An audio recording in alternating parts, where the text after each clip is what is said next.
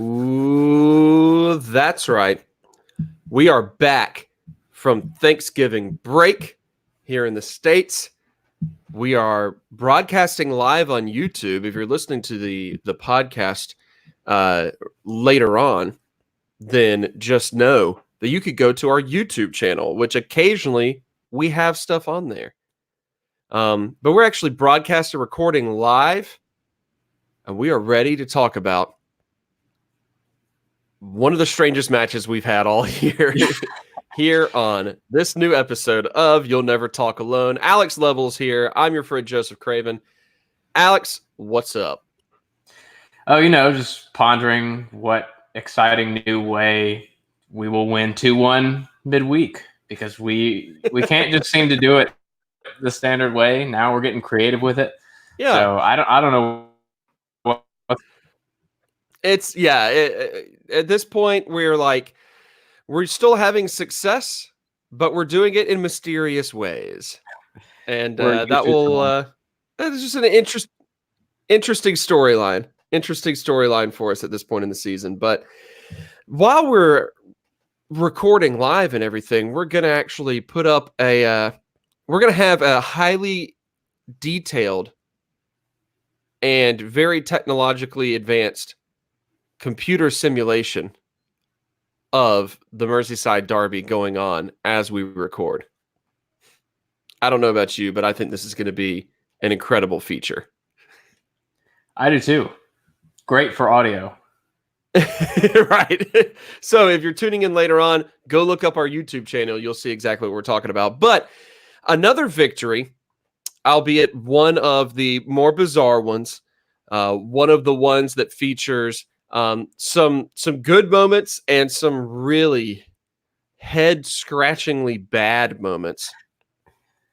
And we're going to talk about all of it here tonight on this episode. Let's talk about the positives first and foremost. All right. The one obvious major positive here, we're scoring headers against the team that people don't score headers against the team that typically scores headers against people.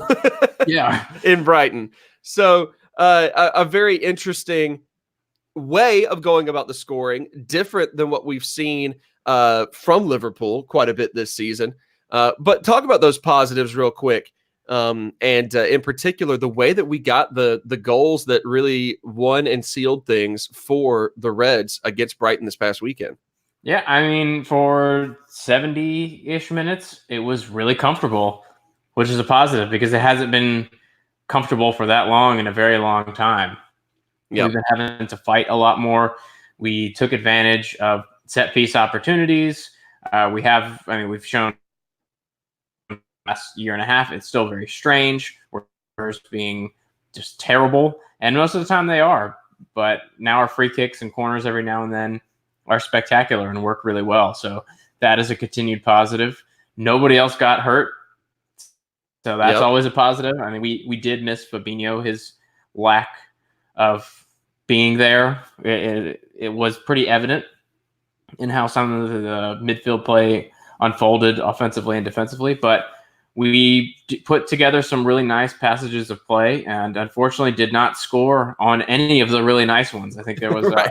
Especially that Ox chance where we just completely cut them apart, and he had a shot that I think went straight to Matt Ryan, and there was a similar one with Mohamed Salah that didn't go in either, but the build-up play was phenomenal, and that has to be commended, and we need to see more of that because it's just been such a grindy, tedious league for the past 3 months, right? Yeah, since it started, pretty much. Yeah. I think it's interesting. A couple of things are very interesting in that. One of them being, most of the time we talk about having the greatest performance, a world-class performance from a backup goalkeeper whenever we go up against backup goalkeepers. But we ended up seeing what was a really good performance from Matt Ryan that frustrated Liverpool's good runs, exactly what you're saying, so much. So it was an interesting, it was an interesting change of pace in that regard, in that The goalkeeper still was doing well, but turns out he wasn't a backup this time around. It was the main guy, still running into that issue. But, it's nullified by the fact that we did so well with the set pieces. And that's maybe, at least the way I look at it, the success that we have had off of set pieces as of late is kind of the last bit of the watching Klopp's process at work. Like, since he arrived, we've had a handful of things that are very distinctly what Klopp is trying to do. And we maybe look at it and are like, I don't know, I'm just not sure about it. Just to see a little bit later on how the results really come about. It could be the people he targets in transfers. It could be the choices he makes in like the team selection. It could be, the weird like long ball, like going through the fullbacks for a while before we really figured out how good our fullbacks were. It could be any number of those things. And right now we're starting to see the results of what he's been trying to do with set piece creation and finishing. And we're reaping the benefits of that a little bit. But that's always been the case, it seems like, under Jurgen Klopp. It is a process. And there's just always something new added on year by year to the process. And that's just one of the newer things. So that being said, Matt Ryan is one of the shorter keepers in the league, one of the shorter starters. And we did take advantage of that. I think we probably were well aware of that when it came to set pieces and when it came to shots from outside the box, because we did test this season. So I saw it on that, and we seemed clearly out there to doink. Yep. It was quite a we just looked at Brighton's lineup and we're like, this is a very doinkable lineup, as it turns out. We need to take advantage. No, yeah, that's a great point. That's a great point. And it's so interesting, going back to kind of what I was saying at the top of the episode, how you like Brighton's center backs. Duncan Duffy, I feel like people probably don't give as much credit to as maybe they deserve. As far as a center back pairing, they're quite talented defensive players. They have a sneaky good way of running forward, creating goals themselves. And a lot of times, their main things is that they tend to kind of make some boneheaded mistakes every now and then that kind of hold them back a bit. But they are obviously two building blocks that Brighton has held on to over the past several years to continue building on. But one of the things that they are normally so good at is eliminating headers. The issue here is that they had not come up against Virgil van Dijk before this season. So they were unprepared for how good Virgil was. How about Virgil van Dijk? Can we talk more about how stellar he was in this match? He was fantastic. He scored 2 goals. Obviously, you haven't seen many defenders do that. He was mostly imperious in the back line. But like 2 goals and very much like borderline getting a third at any point in time. Like, he wanted a third so badly. Yeah, and he should have gotten it. It's not like he missed any chances, but we should have probably done more to continue to create more set piece opportunities for him. But yeah, he's just so good, and it was wonderful to see him get 2 goals. He's deserved those. It was a shame of sorts that last match out, Lovren was the one that got the headed goal, because Virgil is the one who I feel is much more deserving. As of the time of recording, he has just finished second in the Ballon d'Or voting, which I think is pretty harsh. You can't really argue against Messi being voted the best player in the world, but Virgil, if not for a superhuman freak that scores all of his team goals, Virgil van Dijk would have won the best player. So a fine cap to a fine year so far for Virgil, getting those 2 goals. And he didn't have to step in goal. Luckily, we had a sub left to bring on but he is just so good. Starting to get a little bit of a visit from our old friend Robo Alex a little bit, but we'll power through all of that. What can you even say about Verge that hasn't been said at this point already? I mean, we've talked at length about how much of a massive impact he's had just on the identity of the club since he's arrived.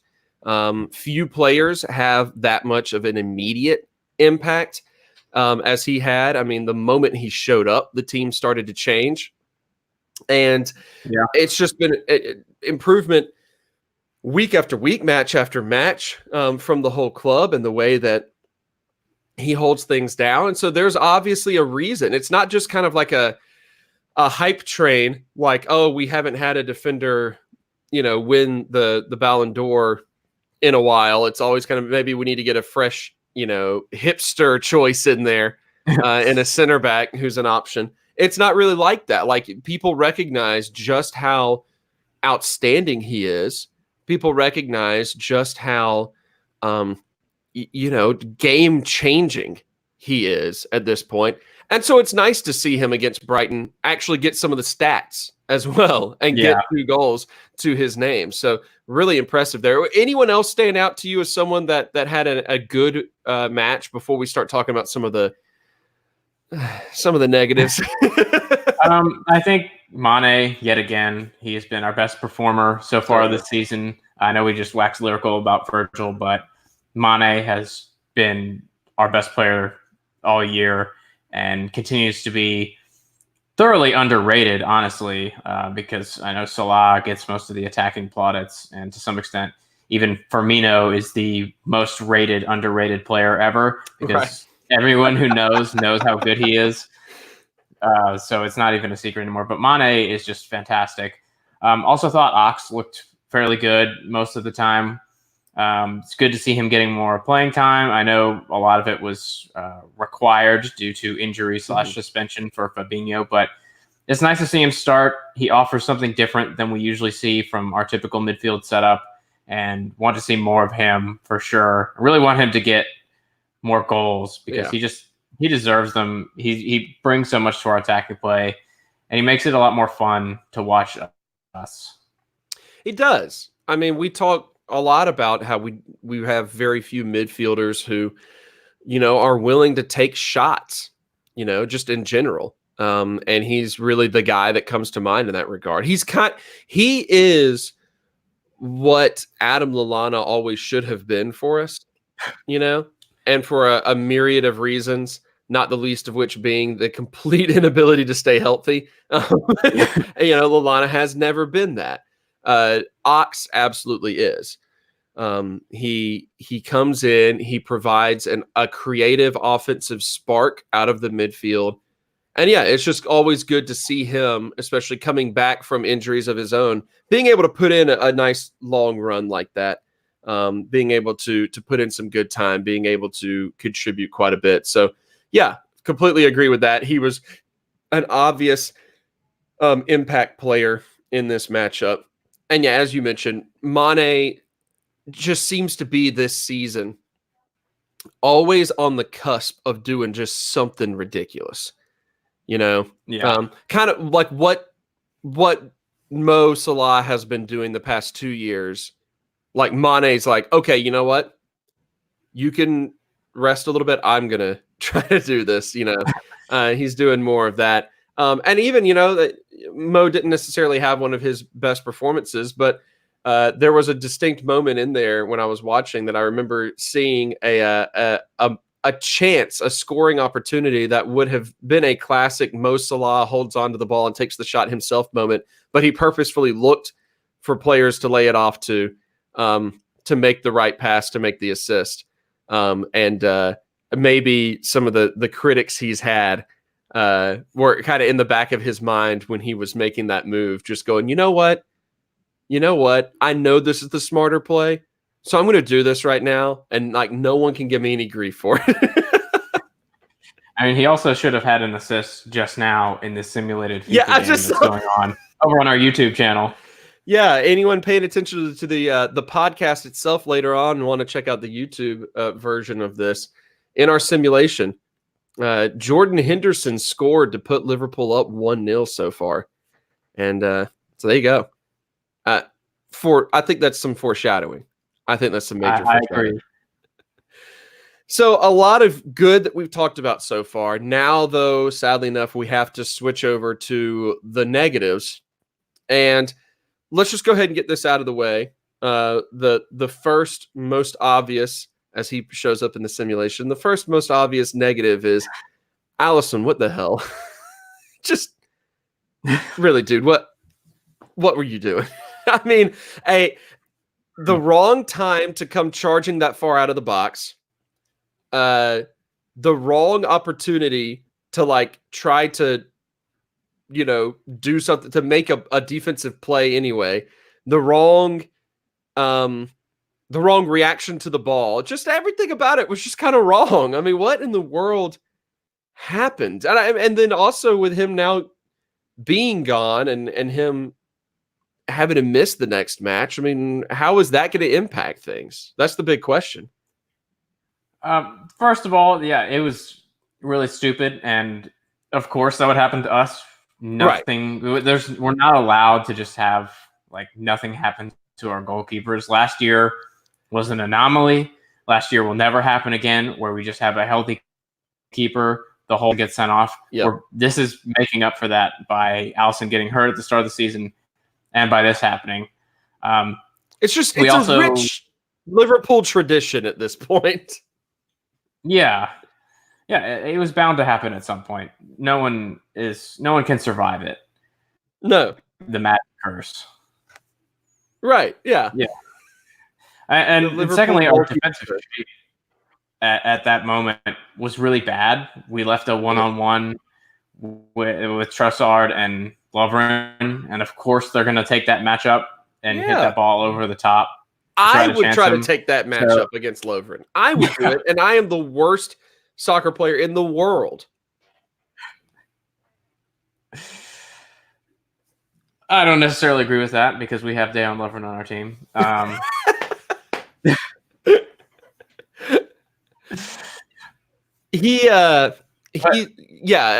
sorry. You go ahead. You finish. I'll get to what I was going to say in a second here. But yeah, like I can see why Alisson came out. I can see why he stuck his hand out. It was really dumb, but that was going to go in, and it was a situation of our own making, and it was a good pass. So credit them for the pass and seeing that matchup. And then we just went to crap kind of after that, and again another classic Liverpool goalkeeper move, getting scored on a quick free kick. Albeit with a bit of an assist from Martin Atkinson to only tell one entire stadium that he was going to blow the whistle and not allowing a brand new substitute goalkeeper time to set his wall and get established and like get a rhythm of the game. It reminded me, I think I texted this to the group, that it reminded me of the World Cup incident with Senegal, and I think it was Poland, where Aubameyang was injured. And the referee sent him back on to the field in a counterattack and basically gave Senegal a breakaway and a goal as the ball was cleared over the top. Oh, yeah. Or passed back to the keeper. And he just was like, hey, go get the ball and go score. And it's like he's well within his right to do that. But it's such a dick move that I can't believe he did it. And that's basically what happened. Yeah, exactly. I mean, I don't necessarily put a huge amount of blame on, like, obviously, like Atkinson should have done, should have been clearer. I don't necessarily I'm not harboring much resentment against him for it, because it also was a result of the chaos of the moment. Alisson being sent off to begin with, Adrian having to come on for now the second time that Adrian's had to come on when he was just assuming he was fine to sit on the bench this season. Like it happened at the start of the year. He comes on and it's instantly a little bit more chaotic, and he needs a little bit more time to get into the rhythm of the game. And this was one of those moments as well. Like, Atkinson could have done better. Adrian also maybe was taking a bit too much time. Like he should have been a little bit more ready to go. And I don't know. It just was one of those. It was weird. There's a lot of forces to blame. All three, the triple A's, Allison, Adrian, and Atkinson, all really to blame for it. They all. That's a t-shirt right there. We're gonna get the Holy Trinity, right there. Just get all three of them like real heroically posing, in their keeper kits, and then Atkinson over here just holding the card. I love it. I'm all about it. But yeah, there's a lot that goes into it. So it's kind of one of those things where I'm like, I'm not necessarily going to fully blame him. I'm not fully going to blame one of them and all that. All of them share blame, and it was just a crappy moment. One that didn't necessarily end up having an actual impact on the match. Because truth be told, outside of that and outside of the Allison red card and the blown coverage by Lovren, that's not it wasn't a bad match. Like, it was maybe a little bit underwhelming at times, but it still was a pretty strong pro-Liverpool match the entire time, really leading up to that. So it's like one fluke goal, but then not necessarily troubling after that. I can kind of live with it some, even though it's not great. But what I can't really live with is the fact that Dejan Lovren has kind of overstayed his playing time at this point. Like, he came in, obviously with the, injured Matip and all that.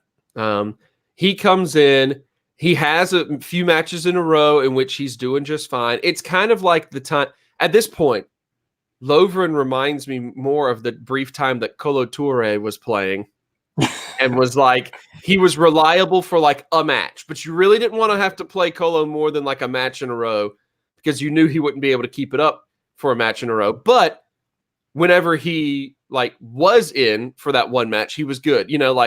Lovren came in, did all right his first couple of appearances. Now he's reaching a point in which he's getting a little too comfortable and starting to make some Lovren issues right there again. So, yeah, I mean, that's all I got to say about Lovren. I don't know if you feel like adding anything else about our favorite player. No, I think he just got punished finally for some of the mistakes he's been making. And, I mean, he has been contributing offensively, so credit to him there. But I am fully ready for Matip to come back. And yes, I stressed it like that intentionally. I know you did, and that's why I hate you so much. Because it sounds like my tip. Yeah, no, I followed. I understood it. I didn't need you to explain that to me. Because his last name is Matip. Okay, yeah, all right. Look, okay. All right. I will finish this podcast myself, sir, if you do not stop that. Yeah, okay. So outside of that, let's look forward a little bit, not like specifically to the next match, but let's look down the line some, because I want to kind of ponder some of the bigger life questions about a team in our position in the Premier League right now. I mean, still top of the table, still winning matches. What are we? 8 points clear of Leicester right now. Freaking 11 points clear of third place, Man City. Like, that's wild. But also reaching a point in which, as we pointed out, Lovren might be overstaying his welcome. We might be missing Matip a little bit. We're like one more injury away. Fabinho has been playing great. Now he's out for some period of time. But we're like one more injury away from, oh gosh, can we sustain this? I mean, do you think that this team right now can sustain the pace that they're at? Actually, no, I'm going to reword it a little bit. How much longer can this team afford to play just okay? Because this was not really a dominant Liverpool match. This was just okay, and we walked out with a victory. How much longer do you think they can survive like that? I don't know, really, because this, in addition to the injuries, and we saw against Brighton that without Fabinho, the midfield was much softer than it had been. I mean, we made Davy Proper look like a proper player. Good God, man! I mean, Why do you keep doing this? He's a good player. Because you keep teeing him up. Whatever. You're the Trent to my Virgil in terms of bad jokes here on this pod. Yeah, I respect that. You're back in my good graces now. Yeah. But yeah, I mean, we got split and they couldn't really do much about it till the second half. But that is something to be wary of against more adventurous teams. Plus, we have 5,000 games in 2 hours over the next month. So, people are going to get tired. We have to fly halfway across. We have some tough matches coming up. We've got the Derby. We've got Leicester at the end of the month. We've got the Club World Cup. It's going to be a huge test. It will be a test of this team's mental strength, which is a good thing because this team has an abundance of mental strength. But it will also be a test of our medical staff, who has consistently not done all that well. So that's a bit nerve-wracking, but it will not be because, to use the American sports term, they don't want it bad enough. It will be because their bodies are breaking down or we are out of players if something drops. And this could be a great time for Shaqiri to make his long-awaited return from injury. It could be a chance for Naby Keita to start playing a bit more if he's not sick or broken in some regard. Let's be honest. Let's be honest and realistic about our chances of seeing Naby. Slim to none. Weirdly enough, we are more likely to see Lallana, and we have seen him more. So this is a chance for Lallana as well to show that he's pure Lallana and not just Adam Lallana when he comes in and plays holding mid. So this will be the real test of, we didn't buy anybody in the summer. Is that okay when we have 2 billion matches in a minute? Yeah. Oh, yeah. I had a completely neutral friend who just loves the sport text me on Saturday morning and just say, dude, do they have 10 games in 1 month? And I think it's actually just 9 in the month of December. Just the 9. Just the 9. Actually, no, 8 in the month of December because the match was on Saturday. And Saturday was the last day of November. So just 8 in the month of December. It's disgusting. It just is. Like we thought the schedule had been rough up until now, as far as like the quality of opponent, but now just the quantity of opponents is going to be brutal to deal with. Thankfully, gotten through a lot of the more difficult opponents. You look at what we have lying ahead, and it's, Everton, Bournemouth, Salzburg, Watford, Villa. Villa's real dangerous now. Yeah. Villa. I just can't get over. I was hanging out with a friend of mine who's a United fan recently, and he was so pissed that they drew against Villa. Just so pissed. Anyway. But you lead up to, it really is, you get to the end of the month and the Leicester, and then you never know what you're going to get with Wolves, but Wolves probably still one of the more difficult matchups in all of the teams listed here. So it's a lot, but thankfully maybe not the most high pressure situations you would think. That being said, though, we have to contend with the fact that, you never know when a quality team like Man City will be able to go on a run.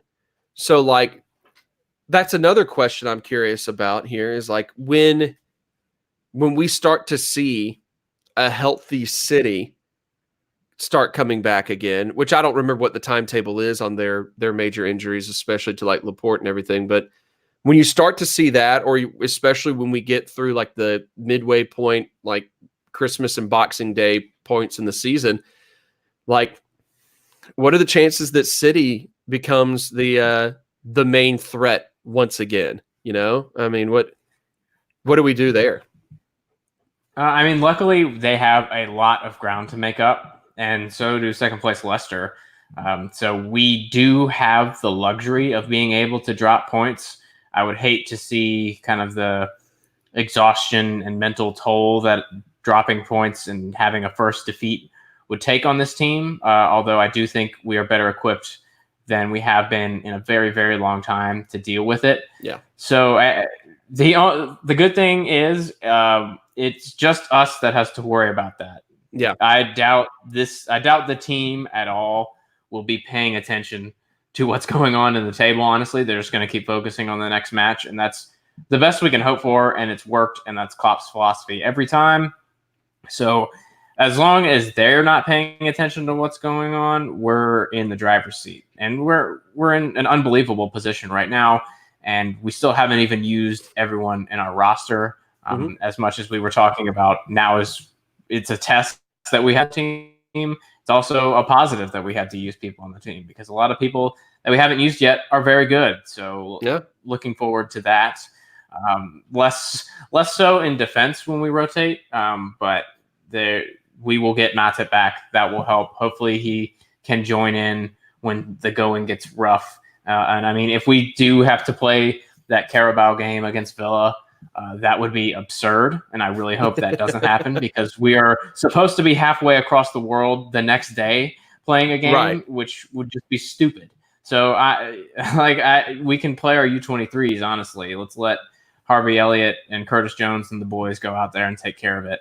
So maybe we even see some of them. I don't know. It's ridiculous. Let's hope no one pulls their entire body.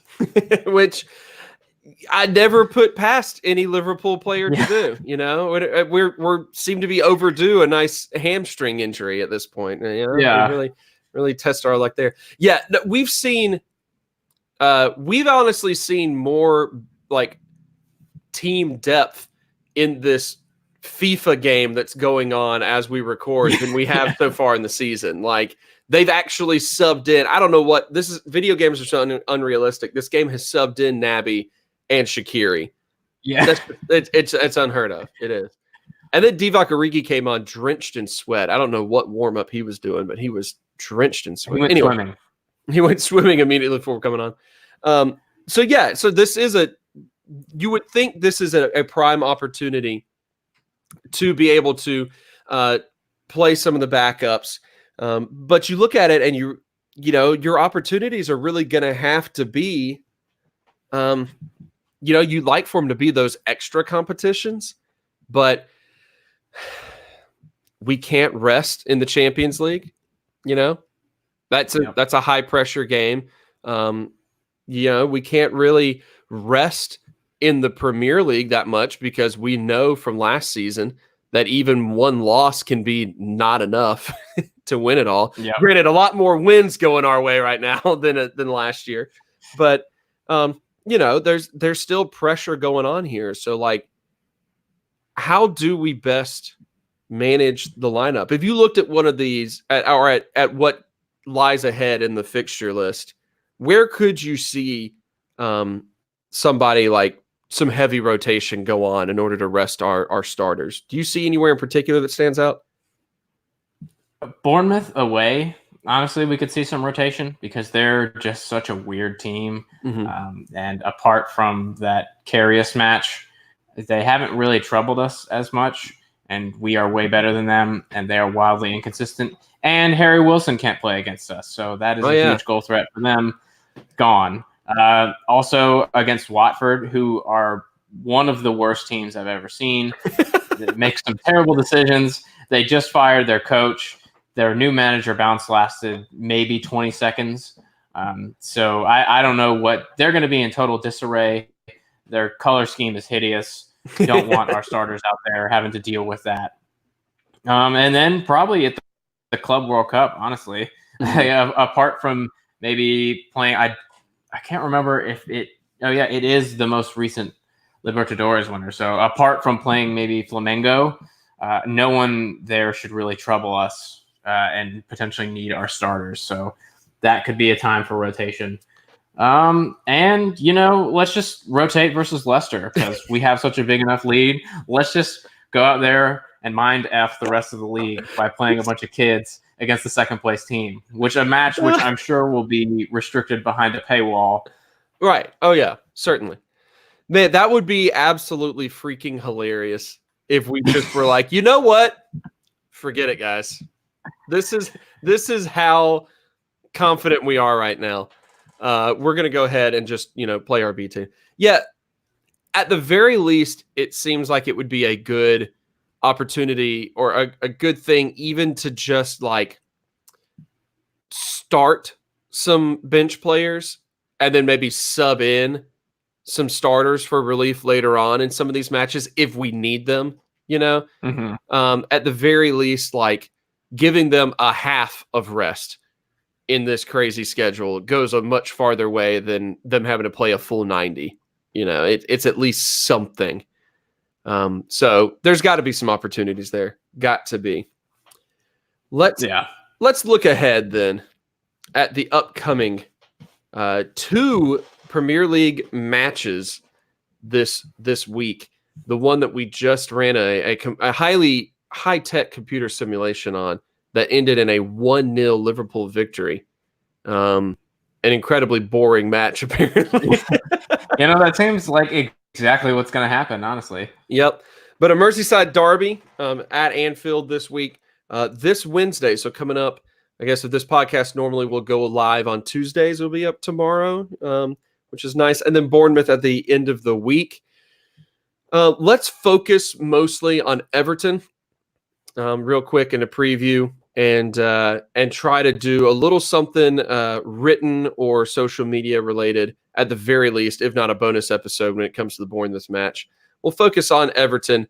The derby, obviously the heated rivals, still at this point, like cross-park rivals that I know they're in talks, I think, of trying to build a new place or something like that. But as of now, it's still a stone's throw away from Anfield. And the opposite colors, of course. The classic British matchup of red versus blue, which has a different meaning if you were an internet child in the early 2000s like I was in the days of very much so the early Rooster Teeth red versus blue. So we need to tackle the most pertinent question of all when it comes to this upcoming derby match against Everton.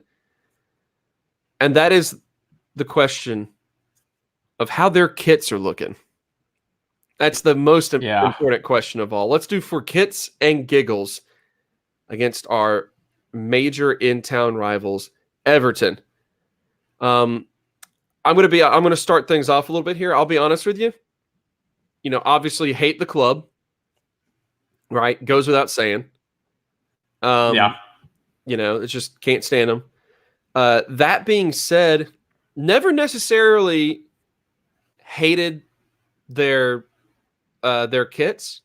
It's kind of a classy shade of blue and white. It's a classy version of like Chelsea, who tends to try to put like racing stripes on their kits. Yeah. It's kind of a classy thing. So like never necessarily hated the kit as much as like the team and their existence. But this year, I hate these kits this year. Yeah. I just hate them. It's so garbage. Go ahead. Tell me your thoughts, though. No, I hate them too. The blue one better than the whatever shade, like peach, that the other one is. I don't even know. But no, Umbro swing and a miss on this one. These are shit. Like, don't put some sort of weird sweater vest pattern on the blue kit. Just don't do that. That's what it is. It looks like freaking Argyle sweater vest on the blue kit. But of course it only goes down to here. So it honestly looks like a sports bra. Why don't they go all the way down? That's the question that I've been asking all year. Why do you have a sports bra pattern on the kit? I don't even want to talk about the weird peach kits. It just makes no sense. It's a bad color. Peach is a bad color, especially in an athletic,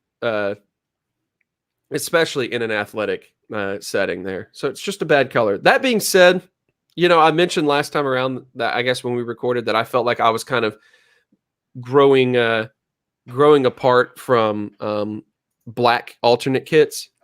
But their third kit, it's the best one of the group by far. It's just all bad. You don't like any of it? No, I don't want a single part of any of it. I will say that it doesn't matter what they do, so long as they have Angry Birds on their sleeve. That ruins anything they could. It doesn't matter. Do. They could literally change their color scheme and like kit and everything to completely match Liverpool's classic red that I love so much. And if they slap Angry Birds on the sleeve, I'm over it. It's shit. I love it. Yeah. So no, thank you. Their kits are also like half price on their website right now.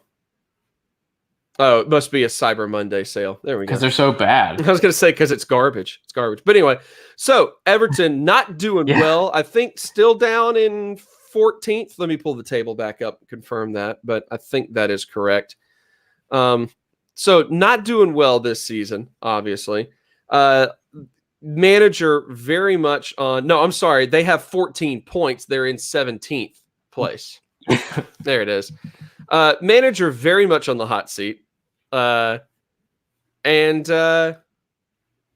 Just bad team. Tell me what you expect to see in this matchup against Everton.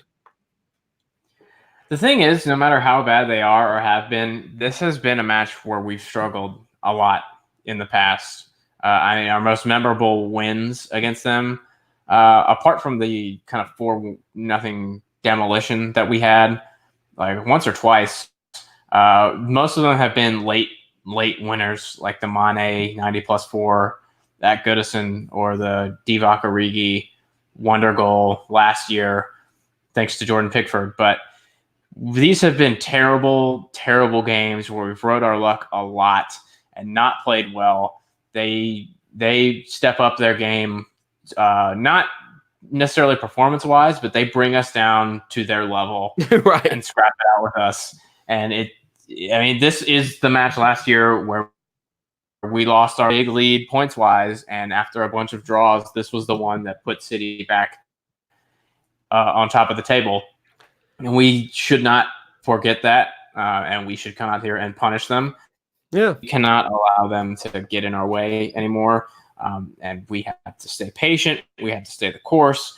We have to remember that we will not have the world's best goalkeeper, Alisson Becker, in goal. We will have weird Adrian, who doesn't seem to know whether or not he's good. So we need to keep that and down, drag out. It will probably end 1-0. The goal will probably happen after the 85th minute. It will be a terrible game. There will be lots of sweat. Who do you expect to see like in the rest of the starting 11? I think it will be the exact same that we saw this weekend against Brighton. I honestly don't expect any changes. Yeah, I don't see any reason why not. I think I was just like secretly hoping that we would just suddenly be like, oh yeah, well we're gonna throw Messi out there. Actually, he's just showed up. He's on the team now, and he's just going to be the insurance policy. So oh well, yeah. To completely agree, it's always one of those. Whenever I think about this derby, I always think about like, oh, I forget how many years back it was now that stupid random Phil Jagielka screamer goal. Yeah, you remember? However long ago that was now, like 4 years. That was 2015. 4 or 5, yeah. So, like, I always think of that one as, like, the example of this matchup never makes sense. It's more annoying than anything else, but most of the time it is exactly what you're saying, knock down, drag out, because they bring us to their level.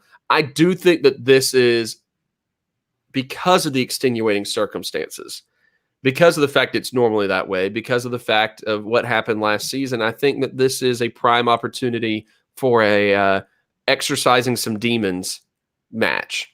And so I would think that this could actually be a stronger Liverpool victory, maybe something more along the lines of like a 3-1, because there's no way it's going to be a clean sheet.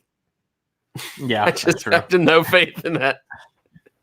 But I feel like that the team comes out motivated like I said, exercise some demons and get a few goals in there. So I'm thinking a little bit stronger of a scoring performance. But that being said, I still also expect, Jordan Henderson to try to murder somebody. Yeah. That sort of thing will still happen. Score the goal, obviously, according to FIFA. Yeah, according to our simulation, the match will be 1-0 with Henderson getting a 17th minute goal and then nothing else happening at all. That's it. So, all right. Let's go ahead then and wrap up this episode. What was your prediction again, Alex? Did you give that one?